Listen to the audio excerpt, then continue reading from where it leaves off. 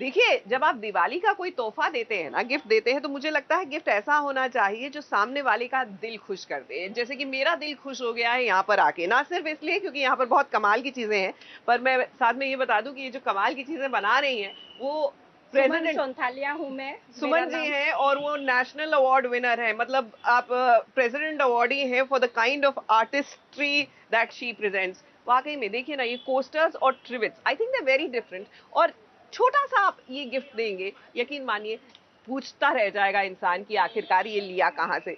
वैसे कहाँ है गिन्नी, ये भी पूछ रहे हैं लोग, क्योंकि क्या है ना, उनके साथ हादसा हो ये गया है।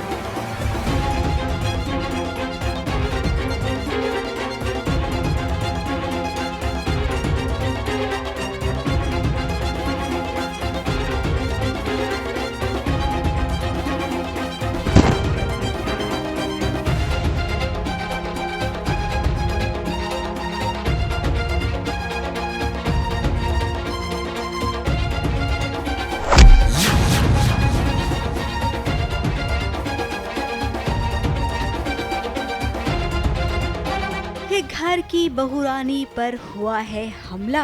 ये जो हमलावर है ना, उसका गिन्नी से ये बहुत गहरा नाता है। और ससुर जी यहाँ पर क्या कर रहे हैं ये तो आप सब जान ही गए होंगे। दरअसल यहाँ पर ना गिन्नी को शक हुआ है कि घर के बाहर कुछ तो गड़बड़ चल रही है।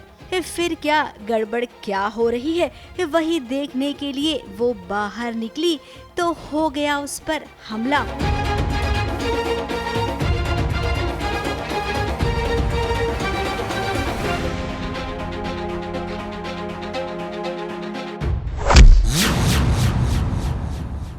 अब ये भेस बदलकर ये कोई और नहीं बल्कि सैम आई है, जो कि आदित्य और गिन्नी को चैन से रहने नहीं दे रही है।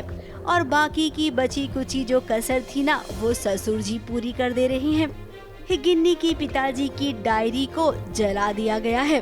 ढाबा तो गिन्नी का पहले ही जल गया था, अब डायरी भी जल गई और हमला भी हो गया गिन्नी पर।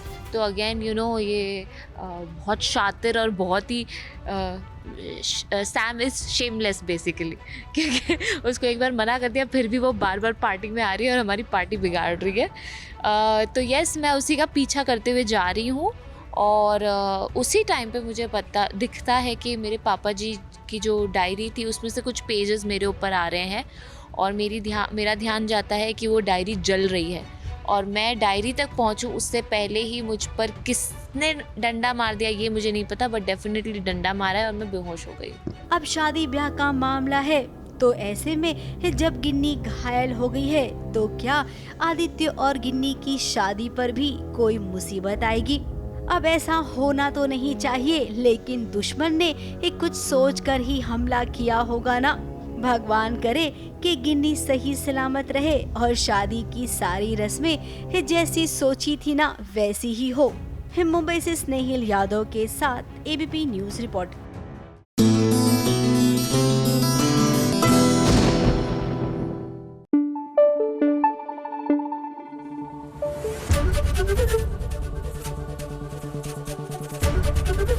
एबीपी न्यूज आपको रखे आगे।